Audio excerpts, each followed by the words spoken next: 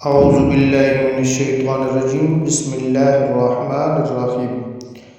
حضرت عبداللہ بن عمر رضی اللہ عنہ فرماتے ہیں کہ میں نے رسول اللہ صلی اللہ علیہ وآلہ وسلم سے کئی بار یہ سنا۔ آپ صلی اللہ علیہ وآلہ وسلم فرماتے ہیں کہ بنی اسرائیل میں کفل نامی ایک شخص تھا جو ہمیشہ دن رات برائی اور نفسانی خواہشات میں پھنسا رہتا تھا، اور کوئی ایسی دنیا کی برائی نہ تھی جو اس میں نہ پائی جاتی ہو۔ وہ ہر وقت اپنی نفسانی خواہشات کے پیچھے پڑا رہتا تھا۔ کہتے ہیں کہ ایک مرتبہ اس نے ایک عورت کو 60 دینار دے کر بدکاری کے لیے آمادہ کیا۔ جب وہ تنہائی میں اپنے برے کام کے ارادے سے اس کے پاس گیا تو وہ نیک بخت عورت اللہ تعالیٰ کے خوف سے تھر تھر کانپنے لگی، اور اس کی آنکھوں سے آنسو کی جھڑی لگ گئی، اور اس کے چہرے کا رنگ بھی فوق ہو گیا۔ تو وہ شخص کفل نامی شخص حیران ہو کر پوچھتا ہے کہ اے عورت، اس ڈر، خوف اور دہشت کی کیا وجہ ہے؟ پاک باطن شریف النص باعصمت لڑکی اپنی لڑکھڑاتی زبان سے بھرائی ہوئی آواز میں جواب دیتی ہے کہ اے شخص، مجھے اللہ کے عذاب کا خیال ہے، مجھے اللہ کے عذاب کا خیال آتا ہے۔ اس زبو کام کو ہمارے پیدا کرنے والے اللہ نے حرام کر دیا،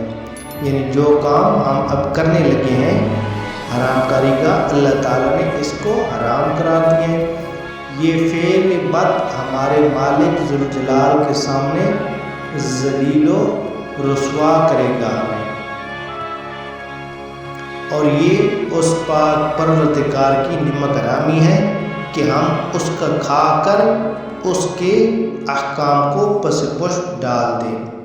واللہ میں نے کبھی بھی اللہ کی نافرمانی پر جرات نہ کی۔ ہائے حاجت اور فکر و فاقہ، کم صبر اور بے استقلالی نے یہ روز بد مجھے دکھا دیا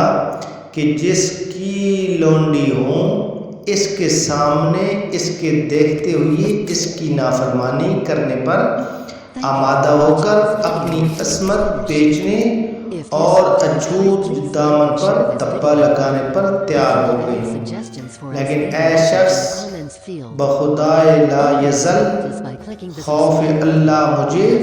اندر سے کھائے جا رہا ہے، اس کے عذابوں کا کھٹکا کانٹے کی طرح کھٹک رہا ہے۔ ہائے آج کا وہ گھڑی کا دو گھڑی کا لطف، صدیوں خون کے آنسو ہمیں رلائے گا اور اللہ تعالیٰ کی بارگاہ میں ہمیں مردود کر دے گا۔ اے شخص، میں تجھے اس اللہ کا واسطہ دیتی ہوں، اس برے کام سے باز آ جا،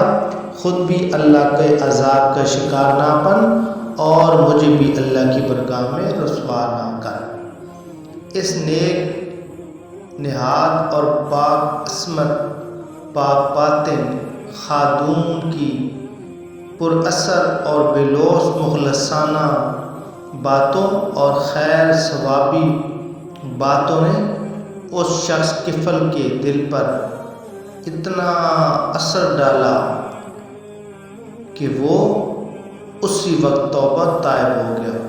اور چونکہ بات بھی سچی ہوتی ہے جو وہ اب بات سچی دل میں گھر کر جاتی ہے۔ ندامت اور شرمندگی ہر طرف سے گھیر لیتی ہے، اور عذاب الہی کی خوفناک شکلیں ایک دم آنکھوں کے سامنے آ کر ہر طرف سے حتیٰ کہ در و دیوار سے دکھائی دینے لگتی ہے۔ جسم بے جان ہو جاتا ہے، قدم بھاری ہو جاتا ہے، دل تھر تھر کانپنے لگتا ہے۔ سو ایسا ہی اس شخص کفل کو معلوم ہوا، وہ اپنے انجام پر غور کر کے اپنی سیاکاریاں یاد کر کے رو دیا اور کہنے لگا، اے پاک باز عورت، تو محض ایک گناہ وہ بھی نہ کردہ پر اس قدر کبریائے ذوالجلال سے لرزہ ہے۔ ہائے، میری تو ساری عمر اپنی بدکاریوں اور سیاہ اعمالیوں میں بسر ہو گئی، میں نے اپنے منہ کی طرح اپنے اعمال نامے کو بھی سیاہ کر دیا ہے۔ خوف اللہ کبھی پاس بھی نہ پٹکنے دیا، عذاب الہی کی کبھی بھولے سے بھی پرواہ نہ کی میں نے۔ ہائے میرا مالک مجھ سے غصہ ہوگا، اس کے عذاب کے فرشتے میری طاق میں ہوں گے، جہنم کی غیظ و غضب اور قہر آلود نگاہیں میری طرف ہوں گی، میری قبر کے سانپ بچھو میرے انتظار میں ہوں گے۔ مجھے تو تیری نسبت زیادہ ڈرنا چاہیے، نہ جانے میدان حشر میں میرا کیا حال ہوگا۔ اے بزرگ عورت، اے پاک باز عورت، تو گواہ رہ، میں آج سے تیرے سامنے سچے دل سے توبہ کرتا ہوں کہ آئندہ رب کی ناراضگی کا کوئی کام نہ کروں گا، اللہ کی نافرمانیوں کے پاس بھی نہ پٹکوں گا۔ میں نے وہ رقم تمہیں اللہ کے واسطے دی اور میں اپنے ناپاک ارادے سے ہمیشہ کے لیے باز آیا۔ پھر گریہ زاری کی جناب باری تعالیٰ توبہ و استغفار کرتا ہے اور رو رو کر اعمال کی سیاہی دھوتا ہے، دامن امید پھیلا کر دست دعا کرتا ہے کہ یا الہ العالمین میری سرکشی سے درگزر فرما، مجھے اپنی دامن رحمت میں چھپا لے، میرے گناہوں سے چشم پوشی کر، مجھے اپنے عذابوں سے آزاد کر۔ حضور صلی اللہ علیہ وسلم فرماتے ہیں کہ اسی رات اس کا انتقال ہو گیا، جس رات اس شخص نے توبہ کی، ساری زندگی وہ گناہ کرتا رہا، ساری زندگی اس نے گناہوں میں بسر کر دی، دن رات وہ رب کی نافرمانی کرتا رہا، کوئی لمحہ ایسا نہ کوئی گزرا کہ اس نے رب کی نافرمانی نہ کی ہو، لیکن آخر وقت اس نے اپنے گناہوں سے توبہ کی، سچے دل سے توبہ کی، پشیمان ہو کر رب کے سامنے سجدہ ریز ہو گیا،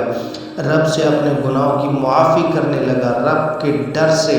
اس کی آنکھوں سے آنسو جاری ہو گئے، اس کا دل رب کے خوف سے کانپنے لگا۔ جس دن اس نے توبہ کی اسی رات اس کا انتقال ہو گیا۔ صبح کو لوگ دیکھتے ہیں اس کے دروازے پر قدرتاً لکھا ہوا ہے، اللہ تعالیٰ کی طرف سے لکھا گیا ہے، اللہ تعالیٰ کی طرف سے اس کو یہ انعام ملا ہے، یہ تحفہ ملا ہے، ان اللہ قد غفر الکفل، ان اللہ قد غفر الکفل، یعنی اللہ تعالیٰ نے کفل کے سارے گناہ کو معاف کر دیے۔ آپ دیکھیں ایک شخص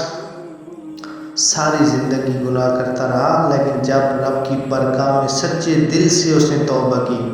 تو اللہ تعالیٰ نے اس کے دروازے پر لکھ دیا کہ بے شک اللہ تعالیٰ نے کفل کے سارے گناہوں کو معاف کر دیا، تاکہ لوگوں کو پتہ چل جائے، کیونکہ لوگوں کی نظر میں وہ ایک برا شخص تھا، بداعمال تھا، بداعمالیاں دن رات کرتا تھا، لوگوں کی نظر میں وہ ایک قماش شخص تھا، لیکن جب توبہ کی اس نے رب تعالیٰ سے تنہائی میں، تو رب تعالیٰ نے پھر یہ گوارا نہ کیا کہ جب نیک بندہ میری بارگاہ میں پہنچے میں تو اسے بخش دوں، لیکن لوگ طرح طرح کی اس پر باتیں کریں، تو اللہ تعالیٰ نے خود بھی اسے بخش دیا اور لوگوں کے دل سے بھی اس کے گناہ کو مٹا دیا، اور اس کے دروازے پر یہ لکھ دیا اپنی قدرت سے ان اللہ قد غفر الکفل، کہ بے شک اللہ تعالیٰ نے کفل کے سارے گناہ معاف کر دیے۔ تو ہمیں بھی چاہیے ہم بھی ہر وقت اللہ تعالیٰ سے اپنے گناہوں کی توبہ کریں، اپنے گناہوں کی بخشش چاہیں، استغفار کرتے رہیں کہ اللہ پاک ہماری زندگی بھی گناہوں میں گزری ہے، اپنے حبیب کے صدقے تو ہمارے گناہ بھی معاف فرما۔ تو بے شک اللہ فرماتا ہے ان اللہ غفور الرحیم، اللہ کی ذات بہت بڑی بخشنے والی مہربان اور غفور الرحیم ذات ہے۔ اللہ تعالی ہم سب کو نیک اعمال کرنے کی توفیق عطا فرمائے، آمین ثم آمین۔ اگر ہماری یہ ویڈیو اچھی لگی تو پلیز لائک کر دینا، ہمارے چینل کو سبسکرائب کر کے بیل کے آئیکن کو پریس کر دینا تاکہ اسی طرح کی ہر نئی آنے والی ویڈیو آپ تک پہنچتی رہے۔ اللہ تعالی آپ سب کا حامی و ناصر ہو۔